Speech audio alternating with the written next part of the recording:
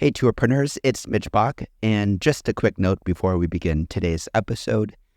Tourpreneur is currently sponsored by Google. We're thankful for their support of our community, and we are offering with them a completely free course helping you unlock the power and potential of Google's Things to Do program, which is specifically helping tour operators add their tours to Google in new ways that gives you new exposure and more direct bookings. To learn more, go to tourpreneur.com/Google.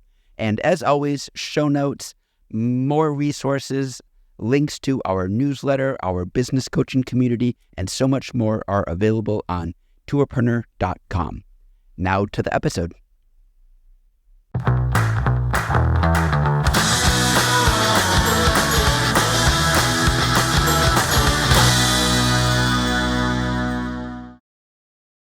Welcome to another Tourpreneur Roundup episode. I am here with my partners in crime, Chris Torres and Peter Syme.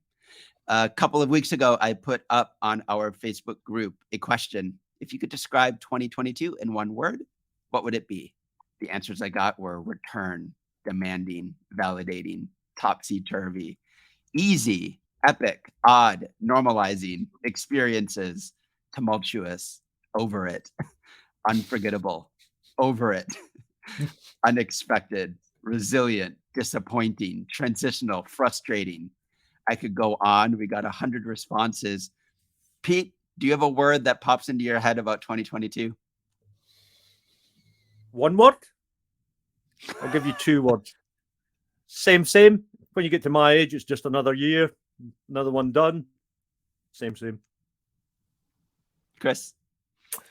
Yeah, for me, I posted up outstanding. For me, it was an outstanding year, especially coming off the back of the pandemic. No, Mold Agency had a great year. Tourpreneur taking over that has been great with all the stuff we've been doing with that. So for me, it's been quite an outstanding year, to be honest. Yeah, I think it's funny because you see polar extremes. I omitted the 7 responses that were just swear words. And you see operators were all over the board with busyness, with nothing yet. And for that reason, I don't know. I'm going to go out on a limb here and say I hate end of year encapsulations of trends and things that try to sum up our industry in a neat little list. And it's because our list is endless. Everybody is in different regions, different cities, different places, experiencing their business and their relationship to the world in different ways. Pete, you ended the year with a list of untrends, and the top of it was about artificial intelligence. This was a late arrival into the year, but it really came on in full force. What are your very quick thoughts about all these discussions that are suddenly happening with tour operators around this issue? Every time a new technology comes along, it gets overhyped in the extreme. And the majority of operators are thinking this is new technology. The only thing I'd like to emphasize, it's not new. It's been around since the 1950s, John McCarthy. AI started in 1954, if I remember correctly. So this has been a long time coming, and it's had peaks and troughs. It's had some false dawns. But this time it's the real deal. This is breaking through when individuals, people, the public, general small businesses can actually see the use. Artificial intelligence is in your daily life anyway. It's like electricity. You just do not know it's there. But now you can see it's there, and you can see the very, very beginnings of what it can do. We are only at baby steps. ChatGPT and stuff that's been done, all the Mid-Journey, all of this stuff is baby steps. You've got to be thinking well ahead on this, because this is a once-in-a-lifetime change. It's like when the internet came along. It was like when electricity came along over 100 years ago, when motor cars came along. This is a step change in industrial society as a whole, not just travel and tourism, obviously. This is a society-level change. Every single tour operator in our groups, business is going to change because of this. And I've grafted out on some of the programs we're building, a traffic light system, green, amber, red, and I'm placing different types of tour operating verticals against green, amber, red. Everyone's going to have to do something, but if you're in the red zone, you've got a lot to do. If you're in the green zone, you've got stuff to do, but not as much as someone's in the red zone. And obviously, amber's in between. But every single operator, no matter what your experience is, has got actions to do on the back of this. I would say, to add to that, that not only is it overhyped, which everything is, you see a sudden onslaught of reactions and excitement and articles and everything.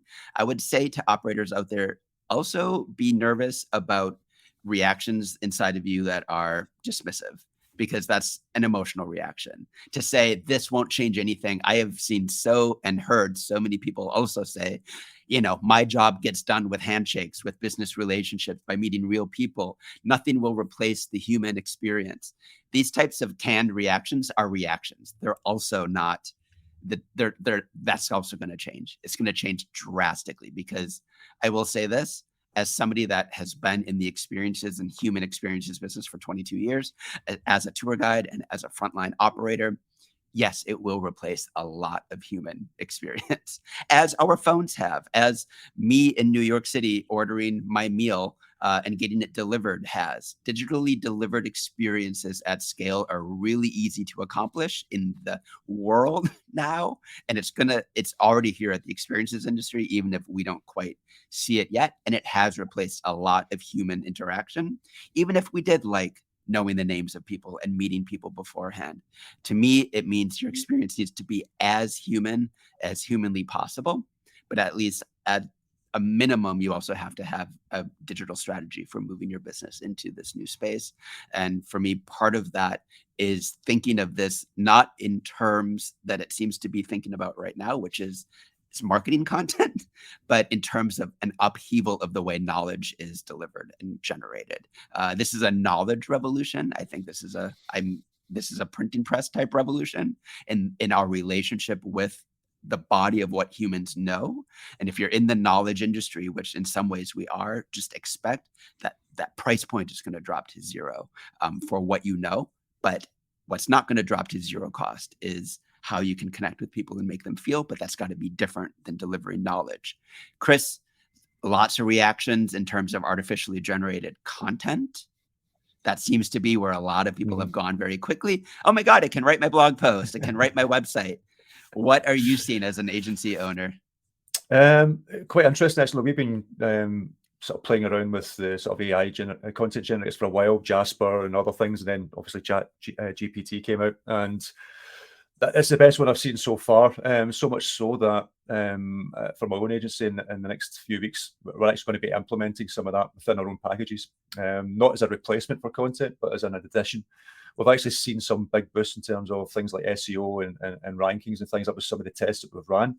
But you do need to have that human element over it to check all the content. You do need to just run it through other tools as well. And we're going to be showing that in a sprint coming up that we're producing, that you have to use other tools to get the best out of it. And so Google doesn't see it as AI generated content.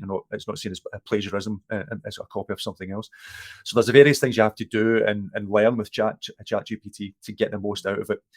But in terms of you guys talking about the people worried about taking away they prefer to have the handshake and talk to a person face to face and that side of things.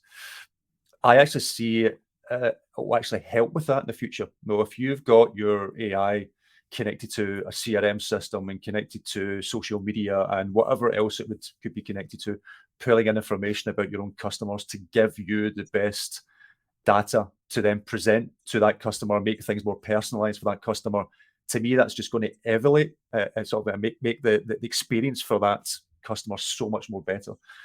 So to me, I'm actually really excited about it from, yes, a marketing standpoint, content standpoint, and all that can entail to make your sales part of the process of your business better. But in terms of delivering your experiences to your customer, whether that's a digital experience or an in-person experience, I can actually see things in the future that's actually going to elevate that a lot more and just make it easier for the customer in the long run. So I'm actually very excited about it. Speaking of content, at Tourpreneur, we have a lot of it coming up. Don't worry, this won't be the last that we address this important topic of artificial intelligence. That was just a teaser conversation. We've got an entire course that we are preparing to launch in January around this that will be constantly updated with not only tools, but also industry implications for you as an experienced creator. But speaking of content, we have a lot of it coming up in Tourpreneur in 2023. With the new year, we've got a couple of virtual events already taking place very soon. Pete, do you want to tell us about what's up for our tour technology demo days? Yeah, next week we have resellers, OTAs, and resellers. So if you're a tourpreneur and you want to sell more, which I suspect all of you do, next week is the one you need to attend. So we have 18 resellers and OTAs pitching for 7 minutes on Tuesday. And then on Thursday, they'll be in the demo rooms, demoing their platform, having one-to-one conversations with you, answering all your queries. But one of the biggest questions we get, or the most asked questions we get inside the group all the time, is where can I sell my tours? Well, these are the guys who can sell your tours. So make sure you turn up to see the pitches, attend the demos. We've got 18 on this batch, but throughout the year of 2023, we're going to end up with over 100 resellers that we'll be putting in front of you, so you can have no excuses of not finding places to sell your tours. I think these demo days have surprised me most by the variety of what's out there. I think people think they know the OTA and reseller landscape. That's, Viator, Get Your Guide, Klook, all of these sort of big names. But there's so many niche OTAs and so many different ways in which even being a reseller works. It's not simply just a bunch of tours listed on a big general platform. And what I'm excited about is for these other companies to also share the way in which they operate. These resellers and OTAs are going to be part of one of our 6 new giant directories that are being launched starting this week. Our OTA reseller directory is going to be searchable and filterable according to where you are, the kind of business you are, and it's going to help you figure out exactly the kinds of partners that make sense for your business. Our OTA reseller directory is launching along with a travel technology software directory. Again, booking software, itinerary software, mapping software, guest experience software. All of these websites and platforms and apps that can move your guest experience and your tour creation and your sales and booking forward are going to be listed in one place where you can filter according to their features, according to your needs, to figure out exactly the right solutions for your business. We've got a book recommendation directory already launched. You can go in there, post books that have transformed your business, and see the books that other people have loved. And we've also got a couple of directories that I'm really excited about in particular. Number one, the green list. That's our name for our vetted service provider directory, in which you can go and look for a graphic designer or a marketing agency like Chris, or an angry Scottish man to yell at you like Peter for money, or somebody that does admin work for you or website design. All of the things that you need as a business owner, you can be found on our green list, and they are vetted when they submit actual tour operators that they've worked with that like them, to make sure that you are getting people that have experience. Also, we have a fantastic directory for buying and selling a tour business. This is something that Peter last year had a fantastic podcast with Trish Higgins on from Chenmark. They're in the business of businesses, and Trish has created a course that's going to be offered for free to go along with that on what to think about and consider when you're buying and selling a tour business. All of those directories are free. They're all on the Tourpreneur website at tourpreneur.com. They're just resources there to help you understand who's out there in this industry ecosystem that can be of service to you and your business. And finally, my favorite thing, above all, of course, because my favorite thing is tour operators, is the Tour Operator World Map. It's going to be a partner directory where you can go and see other Tourpreneur members and connect with them when you need a local service provider on the ground, or you're going, you have a partner that is interested in doing a tour that you can't operate, make an affiliate or a certain business relationship with another partner. All of those things are going to be facilitated with our Operator World Map to bring our community closer and tighter together, and also more valuable for each other. All right, that's a lot on the directory front. Chris, what do we have coming up, just to wrap up, in the world of Tourpreneur Plus and everything else?